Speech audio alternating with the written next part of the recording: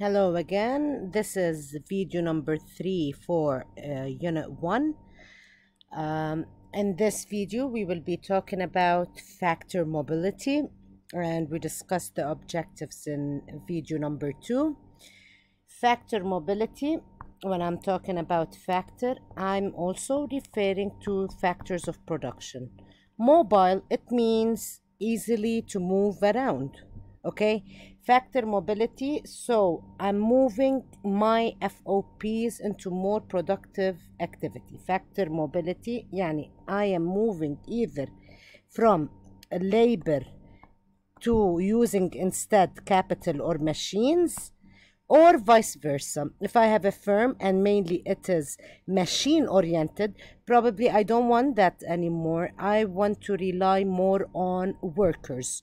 Okay, so this is considered factor mobility. So substituting labor by capital or capital by labor. There are two main types of factor mobility. I have occupation mobility or geographic mobility. The opposite of mobility, it would be immobile. Immobile, yani we cannot move from one factor to another. Okay, let's say I want to talk about being occupationally immobile. It means I cannot change jobs very easily because I have very specific skills. For example, let's say we're talking about train drivers. He could not become a lawyer overnight. He does not have the skills of a lawyer. So we say he is occupationally immobile. Okay, geographically immobile, the second one, is, for example, when I'm talking about geography, I am talking about locations. Okay, so probably when I am geographically immobile, it means I cannot move from, let's say, Dubai to Abu Dhabi. Why?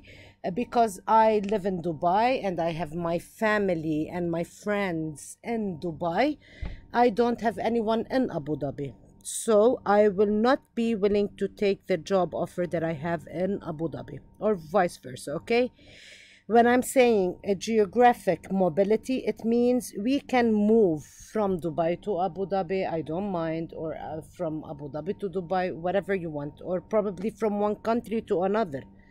Okay, so for example, I'm Lebanese. I left my teaching job in Lebanon and I moved to the teaching job in Abu Dhabi.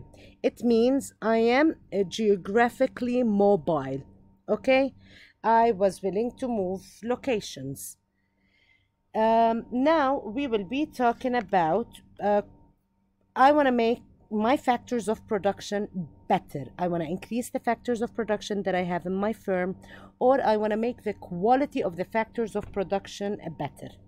So here, as you can see, I have the factors of production that I will be discussing, and I will be talking firstly about how can I improve the quantity or increase the quantity of land. Okay, first, when I'm talking about that, I will be talking about rent. So any increase in rents may persuade more landowners to release their land into productive uses. How can the quantity of land be more? The second one would be discovering more natural resources such as fossil fuels. The third one, making use of previously unused natural resources. So I already have the natural resources in the country, but I never used them before. If I want to increase this natural resource, I will start using them. I want to have more trees. So how about we plant more? We will have more land. And remember, when I'm talking about land, I'm talking about all forms of natural resources found. Okay? Also, how about we start recycling and reusing?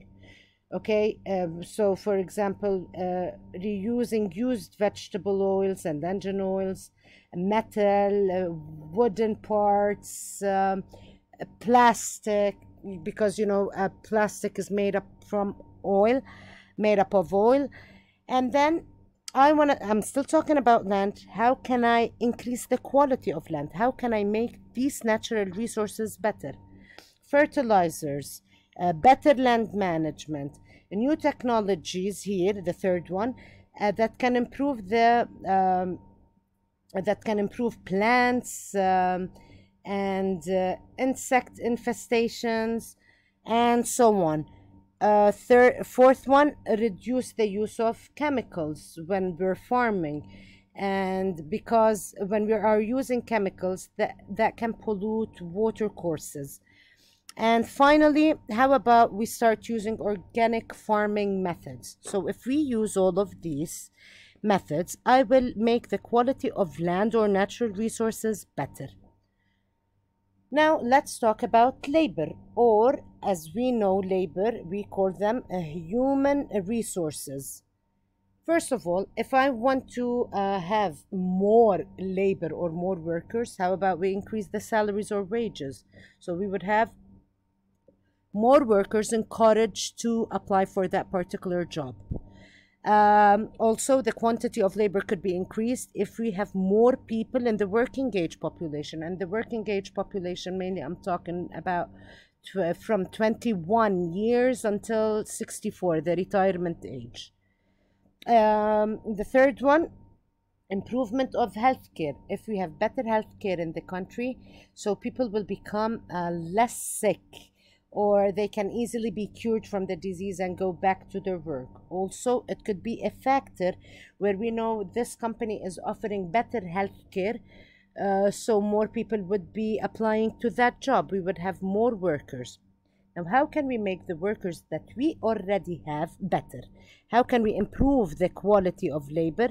It's by giving them proper training courses, or by having a more education. When the workers improve their education, they will start working and producing in better quality. Capital is the third factor of production that I will be talking about. How can I increase the quantity of capital or the manufactured resources or man-made resources? So here it's a decision by producers to produce more capital goods. The second one would be an increase in interest payments that would lead to increase in the amount of capital investors that are willing to supply to firms. And how can I make the quality of the capital better? Advances in technology have improved, and continue to improve. So the speed and the accuracy of modern equipment. Finally, I would be talking about enterprise. So here, how can I make more firms? How can I increase the number of firms in the market? We all know firms or enterprise, their main aim is to make profit. Okay, so when a firm makes profit, that would encourage other firms to start operating. It will encourage other people to start up their firms. The second way we can increase the quantity of enterprises, it's by having more unemployment. Because when I am unemployed, I don't have any source of income. Probably I have a little bit of savings, so I'd say instead of sitting and doing nothing, how about I start up my own business? Okay, so if you're unemployed, you would be more encouraged to start your business because you need a source of income in order to survive. And then I want to see how can I make the quality of the enterprise or the firm better. It is by giving more and better training courses for people wanting to become entrepreneurs, so training courses.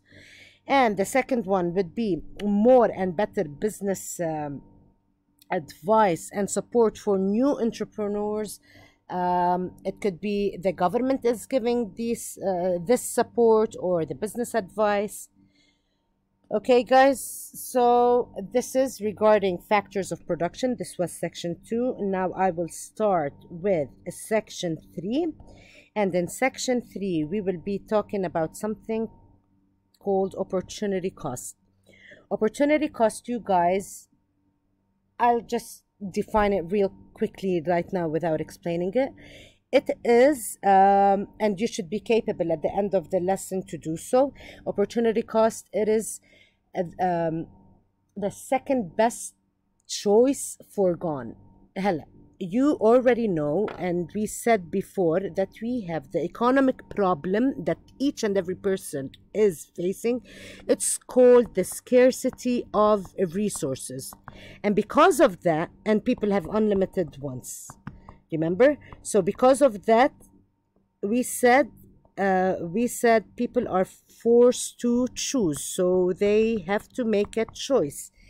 Remember, we saw this before in this slide. I will show to you. And we said when I'm talking about the economic problem and I am defining it, I need to mention these three things: unlimited wants, scarce resources, and this is why we are forced to choose.